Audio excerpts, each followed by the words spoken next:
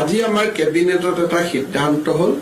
যে অসমৰ কোনো হোটেল আৰু ৰেষ্টুৰেণ্টত গো মাংস পৰিবেশন কৰা নহ'ব আৰু বিভিন্ন ধৰণৰ যি সামাজিক ফাংচন হয় কোনোবাই ধৰ্মীয় সভা পাতিলে কিবা পাতিলে যিবিলাক সামাজিক সভা হয় সেই সামাজিক সভাটো গো মাংস খাব পৰা নহ'ব যেটো এটা অভিযোগ আছিল যে কোনোবাই গো মাংস দি দিলে তাৰমানে পাব্লিকলি খালে এতিয়াৰ পৰা পাব্লিক কনজাম্পশন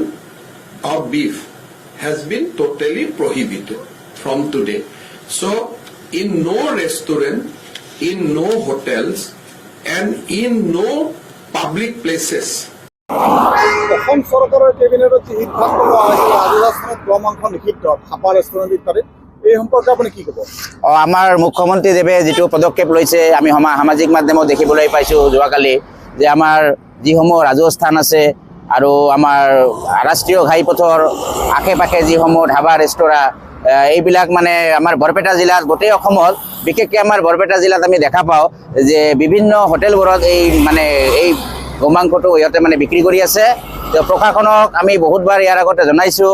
মাজে সময়ে বন্ধ থাকিছিল যদিও আকৌ মানে আৰম্ভ হয় আৰু ইতিপূৰ্বে আমি আজিৰ পৰা ৩-৪ মাহ পূৰ্বে আমি জিলা আয়ুক্তৰ তাতে বৰপেটা জিলা হিন্দু জাগৰণ অসম বৰপেটা জিলা সমিতিৰ তৰফৰ পৰা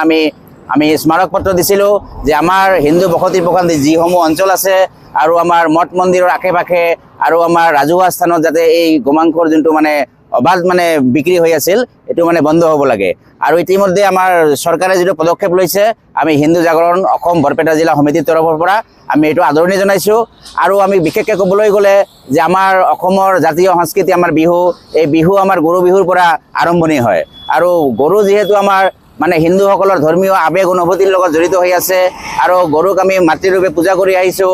এনেধৰণে যদি মানে অবাধভাৱে মানে বৰপেটা জিলাত বা গোটেই অসমত যিটো পৰিস্থিতি আছিল মানে কোনো ভ্ৰক্ষেপ নকৰে এই ধৰণৰ মানে ঘটনাক আমি মানে ধিক্কাৰ জনাইছোঁ আৰু ভৱিষ্যতে যাতে কোনেও ধৰণৰ এই ধৰণৰ কাৰ্য কৰিব নোৱাৰে আমি প্ৰশাসনক তাৰ কাৰণে মানে নজৰ দিবলৈ আমি অনুৰোধ জনাইছোঁ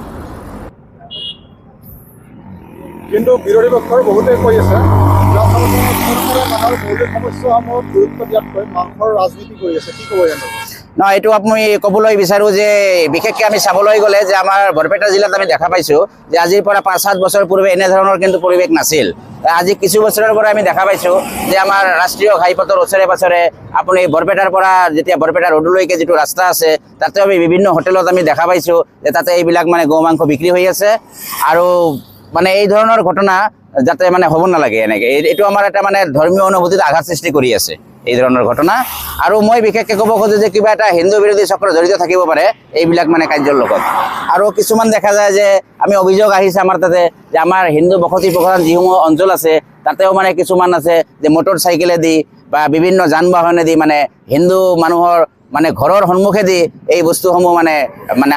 লৈ যায় এইটোৰ কাৰণে বিভিন্ন সময়ত বিভিন্ন ব্যক্তিয়ে বাধা আৰোপ কৰিছে যদিও কোনেও ভ্ৰক্ষেপ কৰা নাছিল কিন্তু আজি যিটো আমাৰ চৰকাৰে পদক্ষেপ লৈছে এইটো আমি বিশেষভাৱে আদৰণি জনাইছোঁ